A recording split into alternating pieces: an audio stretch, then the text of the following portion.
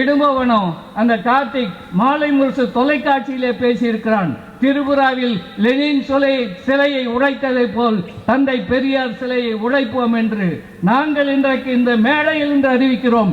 நீ சிலையை உடைத்தால் உன்னுடைய கை உடையும்.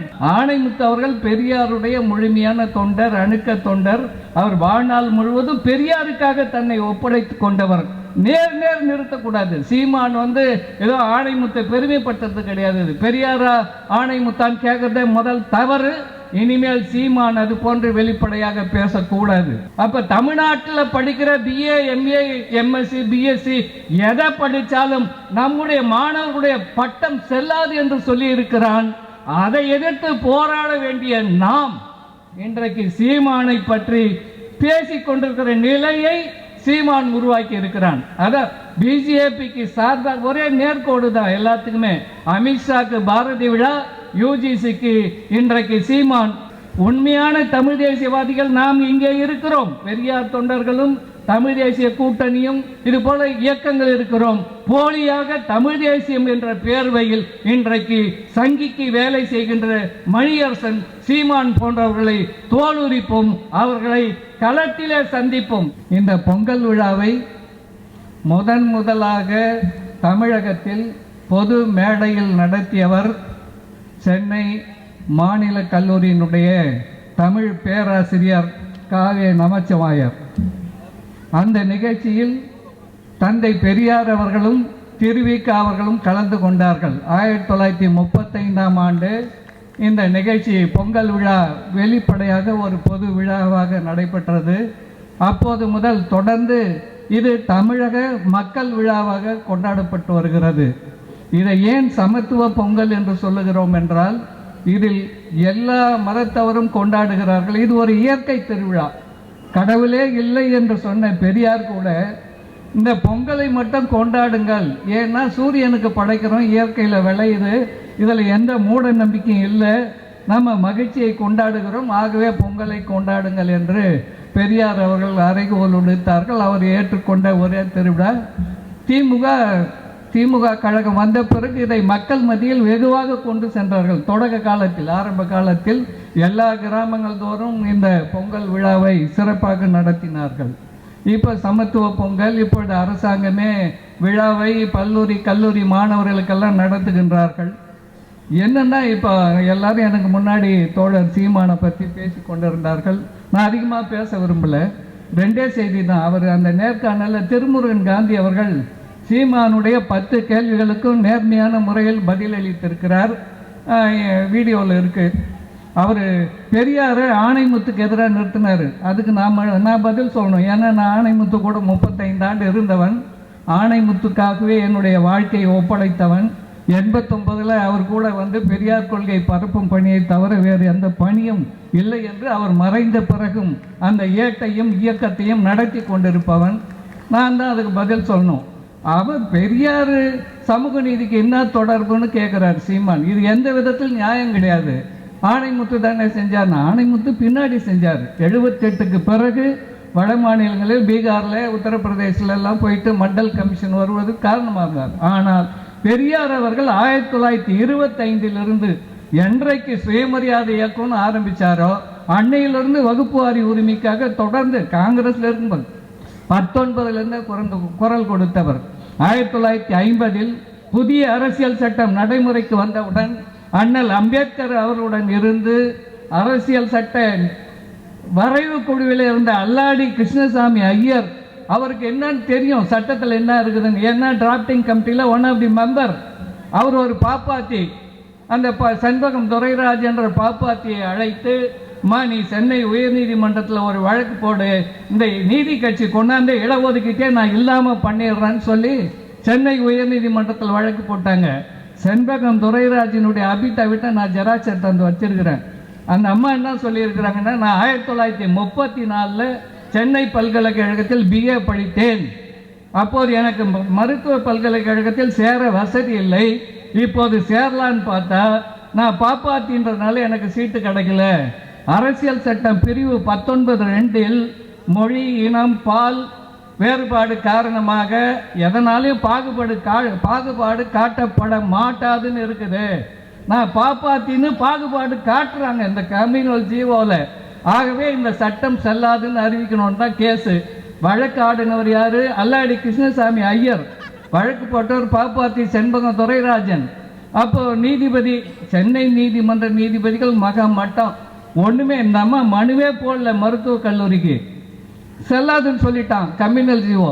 சுப்ரீம் கோர்ட்டுக்கு பெரியாருடைய ஓராண்டு கால போராட்டத்தின் காரணமாக காங்கிரஸ் அரசு உச்ச நீதிமன்றத்துக்கு மேல்முறையீடு செய்தார்கள். சுப்ரீம் கோர்ட்டில் தான் கண்டுபிடிச்சான். அந்த அம்மாவை கூப்பிட்டு இவங்க வக்கீல் கேட்டான், அந்த அம்மாவுக்கு என்ன மார்க், எந்த காலேஜில் போட்டாங்கன்னு. பதிலே இல்லை. அந்த அம்மா மனுவே போடலன்னு கண்டுபிடிச்சாங்க.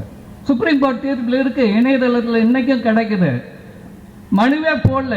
அப்போ மெடிக்கல் காலேஜுக்கு மனுவே போடாத ஒரு பெண் எனக்கு இடம் கிடைக்கல அப்படின்னு வழக்கு போடுறாங்க. நியாயமாக பார்த்தா கோர்ட் தண்டிச்சிருக்கணும் அந்த அம்மாவை. நீ எங்களை ஏமாத்துற, நீதிமன்றத்தை ஏமாற்றுகிறாய், நீதிமன்ற நேரத்தை வீணடிக்கிறாய்னு தண்டிச்சிருக்கணும் செண்பகத்தை. ஆனால் தண்டிக்கல. கம்யூனல் ஜீவோ செல்லாதுன்னு சொல்லிட்டாங்க. ஆனால் அம்பேத்கர் சட்ட அமைச்சர், நான் உடனே வந்தா சொல்லணும் அண்ணா, இப்போ எல்லாமே சுப்ரீம் கோர்ட் சொல்லிட்டா எல்லாரும் ஐயோ கோர்ட்டு சொல்லிச்சு கோர்ட்டு சொல்லிச்சுன்னு. அம்பேத்கர் சட்ட அமைச்சர், அவர் சொன்னாரு, பார்லிமெண்ட்ல சொன்னாரு, இந்த சுப்ரீம் கோர்ட் தீர்ப்பை நான் மதிக்க மாட்டேன். சட்ட அமைச்சர் நாடாளுமன்றத்தில். உடனே சபாநாயகர் அனந்த ஐயங்கார் அவர் சொல்றாரு, மாண்புமிகு மினிஸ்டர் அவர்கள் உச்ச நீதிமன்ற நீதிபதிகளை பற்றி தவறாக பேசக்கூடாது இப்படி எல்லாம். அப்போ அம்பேத்கர் சொன்னாரு, நான் மும்பையில் வழக்கறிஞராக வேலை செய்தேன். அப்போ நீதிபதிகள் யாராவது தவறாக தீர்ப்பு சொன்னால் வழக்கு முடிஞ்ச பிறகு நீதிபதி கிட்ட போய் தனியாக பார்த்து நீ சொன்ன தீர்ப்பு தவறுன்னு சொல்லிட்டு தான் வருவேன். நான் சட்ட அமைச்சர் என்ற முறையில் இந்த தீர்ப்புக்கு கட்டுப்படுகிறேன். ஆனால் இந்த தீர்ப்பை மதிக்க வேண்டிய அவசியம் இல்லைன்னாரு செண்பக துரைராஜன் வழக்கில். அப்போ ஓராண்டு காலம் போராடி 14/8/1950 தமிழ்நாடு முழுவதும் பெரியார் எப்பவுமே பசங்களை போராட்டத்துக்கு வரக்கூடாதுன்னு சொல்றவர். இது மாணவர்களுடைய எதிர்காலம், மேல் படிப்பு சம்பந்தப்பட்டது. கல்லூரி மருத்துவம் பொறியியல் படிப்பு தொடர். ஆகவே கல்லூரி மாணவர்களை வெளியேறுங்கள், எல்லா ஊர்லயும் கடையடைப்பு நடத்து. தமிழ்நாடு முழுவதும் ஒரே நாள் திமுக பிரிஞ்சு இருந்தது 1949. இந்த போராட்டம் 50 பெரியார் அறிவிக்கிறார். 14/8/1950 தமிழ்நாடு முழுவதும் எல்லா ஊர்லயும் திகாவும் திமுகவினரும் ஒரே மேடையில் பேசினாங்க. விடுதலையில் ஒரு வாரம் தொடரா செய்தி வந்துச்சு, எந்தெந்த ஊர்ல யார் யார் பேசினாங்கன்னு. ஆணைமுத்து சீர்காழியில் பேசினாரு, பேராசிரியர் அன்பழகன் அந்த கூட்டத்தில் கலந்து கொண்டார்னு விடுதலையில பதிவாயிருக்கு. ஆகவே பெரியார் பாடுபட்டு போராடி அரசியல் சட்டத்தில் முதல் திருத்தத்தை கொண்டு வந்ததின் காரணமாக தான் பிற்படுத்தப்பட்ட மக்களுக்கு மத்திய அரசில் வேலை வாய்ப்பில் வாய்ப்பு கிடைத்தது. அதே பின்னாடி ஆணைமுத்து உணர்ந்து டெல்லியில போய் போராடி இந்த பிரிவை உருவாக்குறதுன்னு ஆணைமுத்து ஒன்றும் பண்ணியிருக்க முடியாது. ஆக பெரியாருடைய போராட்டம் தான். ஆணைமுத்து அவர்கள் பெரியாருடைய முழுமையான தொண்டர், அணுக்க தொண்டர். அவர் வாழ்நாள் முழுவதும் பெரியாருக்காக தன்னை ஒப்படைத்து கொண்டவர். நேர் நிறுத்தக்கூடாது. சீமான் ஏதோ ஆணைமுத்தை பெருமைப்பட்டது கிடையாது. பெரியாரா ஆணைமுத்தான் கேட்கறதே முதல் தவறு. இனிமேல் சீமான் அது போன்று வெளிப்படையாக பேசக்கூடாது. அதே போல எல்லா தலைவர்களை பற்றியும் ஒப்பிட்டு பாரதியார் விழாவில் போய் பெரியாரை பற்றி பேசுறாரு. என்ன தேவை இருக்கு? பாரதியார் விழாக்கு அன்னைக்கு பாரதியார் நினைவு நாளும் இல்லை, மறைவு நாளும் இல்லை. ஏன் கூட்டம் போடுற? அன்னைக்கு முன்னால அமித்ஷா நாடாளுமன்றத்தில் பேசினான். என்ன பேசினா? அம்பேத்கர் அம்பேத்கர்னு 6 முறை அமித்ஷா சொல்லிட்டு, நீங்க அம்பேத்கர் அம்பேத்கர்னு சொல்றதுக்கு பதிலாக கடவுள் பேரை சொல்லி இருந்தால் சொர்க்கத்துக்கு போயிருக்கலாம். அம்பேத்கர் பேரை சொல்றதுனால நீங்க நரகத்துக்கு தான் போவீங்கன்னு சொல்லாம விட்டார். அதை திசை மாற்றுவதற்காக சீமான் அடுத்த நாள் பாரதியார் விழாவில் போயிட்டு பெரியாரை ஒப்பிட்டு பெரியார் காட்டுமிராண்டி மொழியினாரு. அதுக்கெல்லாம் நாங்கள் விளக்கம் சொல்ல தயாரா இருக்கோம், பல முறை சொல்லியாச்சு.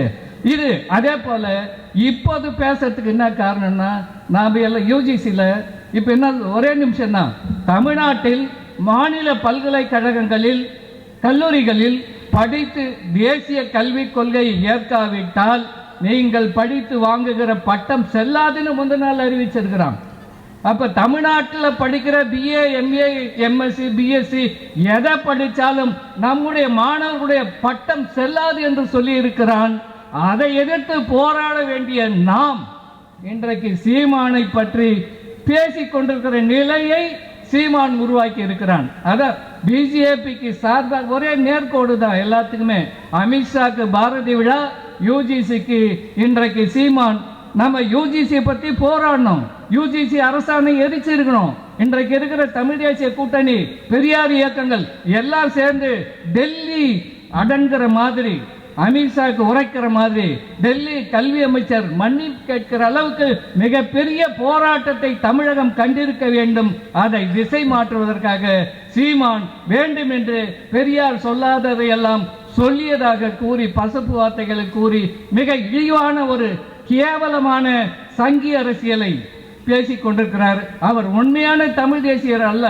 எங்க கலிய பெருமாளுடைய மகன் இந்த சோழ நம்பியார் இருக்காரு, அவங்க குடும்பமே ஜெயில் இருந்துச்சு. சோழ நம்பியார் 10 ஆண்டுக்கு மேல, அவங்க அண்ணன் வள்ளுவர், அவங்க அப்பா அம்மா உள்பட அவங்க பெண் குழந்தைகள் எல்லாம் அவங்க சித்தியத்தும் போய் அரியலூர் மாவட்டத்தில் லிங்கிட்டடிமேடு பள்ளிக்கூடத்தில் அவங்களுடைய சகோதரிகளை படிக்க வைத்து அங்க போய் காவல்துறை மிரட்டினான். இப்படியெல்லாம் தமிழ் தேசியத்திற்காக போராடிய குடும்பம் தமிழரசன் குடும்பம். இங்க ரேடியோ வெங்கடேசன் இவரெல்லாம் பாவம் எத்தனை ஆண்டு பாதிக்கப்பட்டவர்.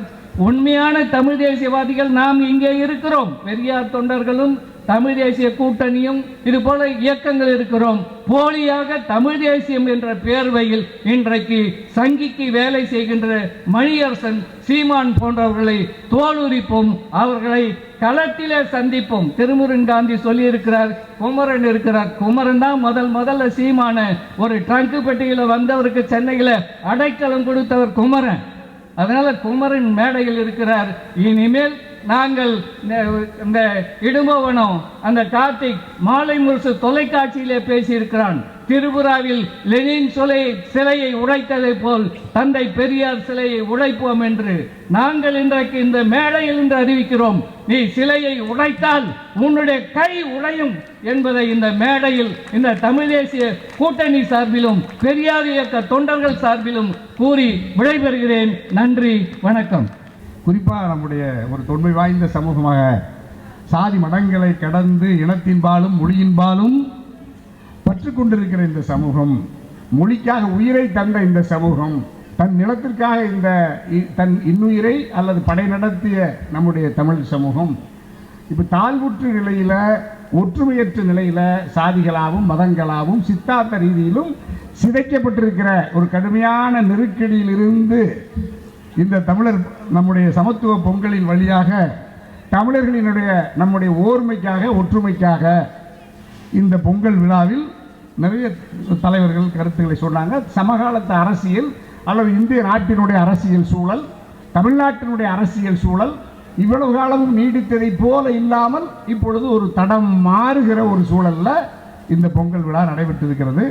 பொங்கல் விழாவில் தமிழர்களின் பெருமைகளை பேசுவது, நம்முடைய கால்நடைகள் உழவர்களுக்கு நாம் நன்றி செலுத்துகிறது என்பது தான் இப்போ நம்முடைய பண்பாட்டு தொலைக்காட்சிகளில் நம்ம விவாதங்கள், பட்டிமன்றங்கள்லாம் நடக்கும். ஆனால் தமிழ்நாட்டில் முதன்முறையாக தமிழர் திருநாளாம் பொங்கல் திருநாளில் மனமும் நம்முடைய உடலும் வலிமை பெற விளையாட்டு போட்டிகளை நடத்திருக்காங்க. அந்த விளையாட்டு போட்டியில் நம்முடைய தாய்மார்கள், குழந்தைகள், இளைஞர்கள், மாணவர்கள்லாம் பங்கெடுத்திருக்கிறாங்க. பரிசுகள் காத்திருக்கிறது.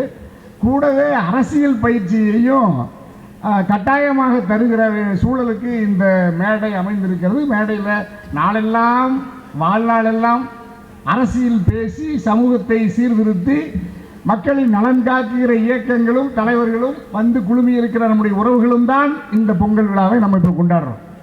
பொங்கல் விழா என்பது தந்தை பெரியார் ஐயா சொன்னதை போல அது பகுத்தறிவுக்கு ஒவ்வாதது என்றாலும் கூட தமிழர்களுடைய ஒற்றுமைக்காக சாதி மதங்களை கடந்து நாம் தமிழராய் ஒன்றுபட வேண்டும் என்பதற்காக பொங்கல் விழாவை உலகத் தமிழர்களின் ஓர்மைக்காக நாம் ஒரு விழாவை நம்முடைய பண்பாட்டு விழாவாக கொண்டாடுகிறோம்.